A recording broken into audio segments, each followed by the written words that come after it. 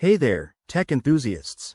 If you're an Apple Card holder and need to update your billing address, don't worry. It's a straightforward process that only takes a few minutes on your iPhone.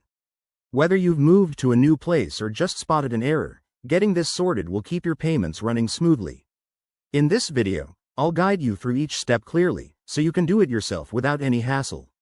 Let's dive right in. First things first, make sure you're all set up.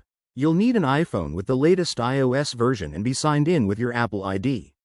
This ensures everything syncs properly. Okay, ready? Start by unlocking your iPhone and opening the Wallet app. It's the one with the wallet icon, easy to find on your home screen. Once you're in the Wallet app, look for your Apple Card. It should be right there on the main screen. Tap on it to open the card details. Now, scroll down or look for the More option. Depending on your iOS version, it might say Card Information or something similar. Tap that to access your card settings. In the card settings, find the section for Billing Address. It's usually listed under Personal Information. Tap on it, and you'll see an edit button or a pencil icon. Go ahead and tap that to make changes. Now, enter your new billing address accurately. Double-check the street, city, state, and zip code to avoid any delivery issues.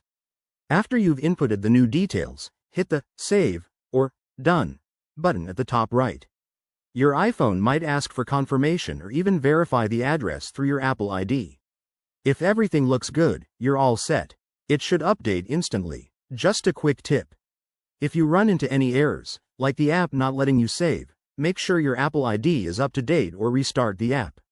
And if you need more help, Apple support is just a tap away in the Settings app. There you have it. That's how you change your Apple Card billing address in no time. It's all about keeping your info current for seamless transactions.